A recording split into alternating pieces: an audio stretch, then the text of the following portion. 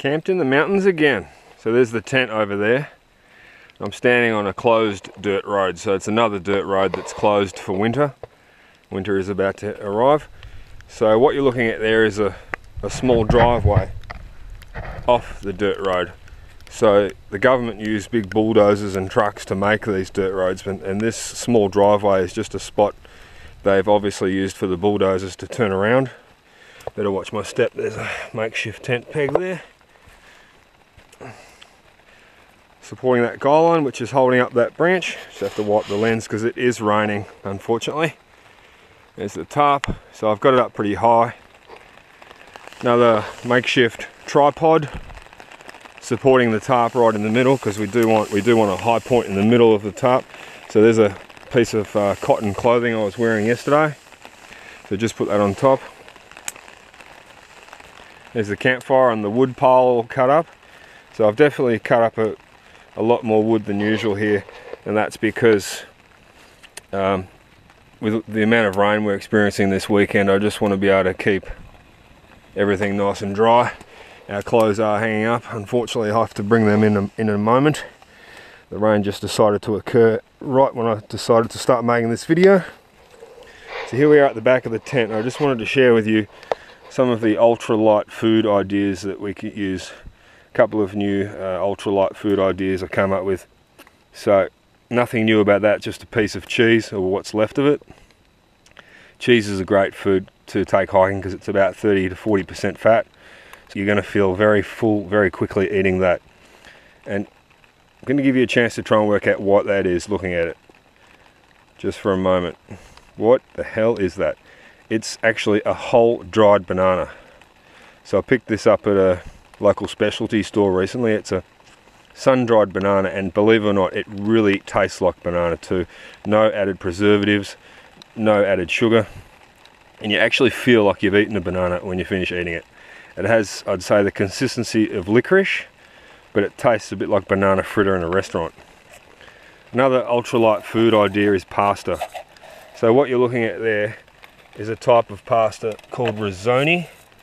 They're very small pieces, and the best thing about risoni, or small pieces of pasta like that, is they cook extremely quickly. So it has the same ingredients as normal pasta. It's 100% durum wheat, but being in such small pieces like that, it's extremely compact, and it cooks a lot faster than those big shells, the big shell pieces of pasta. So pepperoni salami keeps for a couple of days even outside the fridge. So chocolate's always a good idea, and you can see we haven't even opened this yet, so that's for tomorrow. We are in the middle of day 3 of this camp.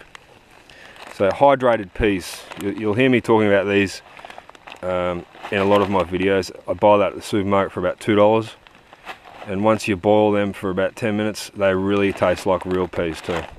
100 grams of dehydrated peas, more dried fruit there, just standard dried fruit that you'd get at any supermarket.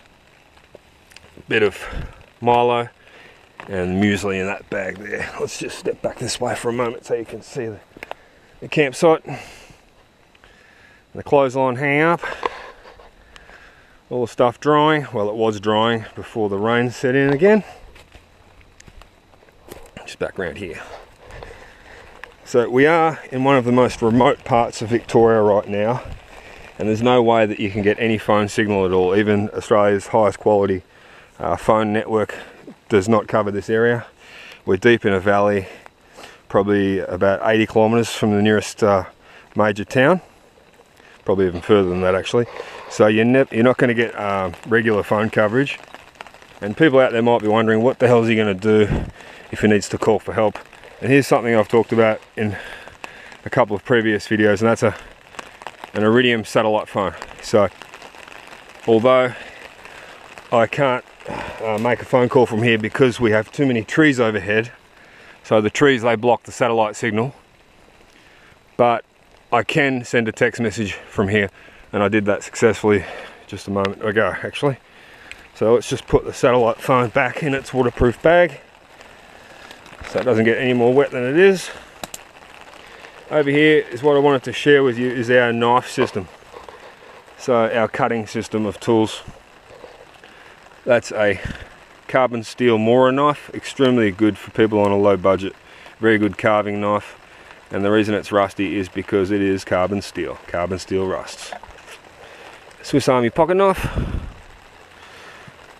and the wood saw. So if you're following my videos, you've probably seen that before, but just wanted to show you the full combination that we carry here.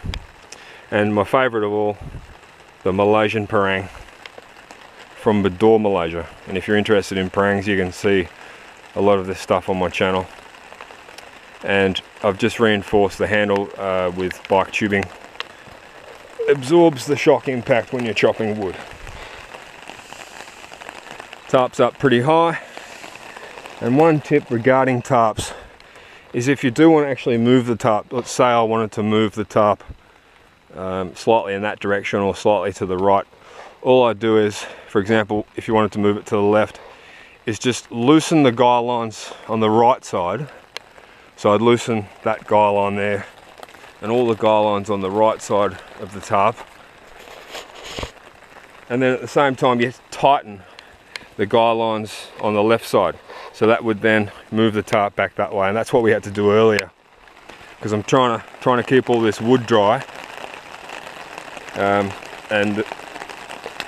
the fire under cover, so it doesn't matter if a couple of drops of wood end up on the fire, because the fire is so hot it will just dry itself out almost immediately. Just put that to the side. So just in front of the fire I keep a plastic bag that's for sitting, so as I'm cooking I just sit there on that plastic bag, and underneath the plastic bag is just some more bracken or fir tree branches, which you've probably seen before in my videos. Just over here, just wanted to share with you fire building tip. So when I set up a campsite like this, I look for a spot where there's a nice little wall. So here's another spot where you could potentially put your campfire. So you've got this nice little wall happening here, and where I'm standing now could be your seating position. So you'll come along and just dig your fire pit in front of the wall, and that wall of dirt there acts as kind of a reflector back towards you. So let's step over to the actual fire so you can see again. So behind the fire is this dirt wall, and then the fire pit. In regards to saving energy when you're cutting up your firewood, is you can have them in big long lengths like this, and all you do is just, well, let's select a smaller piece actually. This one here might do. All I do is I just stick that piece of wood into the fire, and obviously only the first 4 or so inches is going to actually burn, and after it is finished smouldering and it's turning to ashes, you just push it in further. So here's a piece that's burned itself out too. So this is how I do it. I just cut everything into long lengths, so instead of wasting energy splitting each one in half again, you can just use that system. Now I would like to take you for a walk down to the creek, which is about 500 meters from here. Unfortunately, it's getting late. The sun's about to set. It's going to be pretty dark in about 30 minutes. And the creek's down that way, down that hill. It's a bit of a trek. Well, the water's boiled. I think it's time for a cup of tea and to cook our dinner. And by the way, while I've been filming this, Christina is asleep inside the tent, just waking her up for dinner time. Hello YouTube. Hello YouTube. Hello YouTube. Next morning we packed up the campsite and moved on. Further uphill on the mountain tops, there's been a slight change of weather conditions.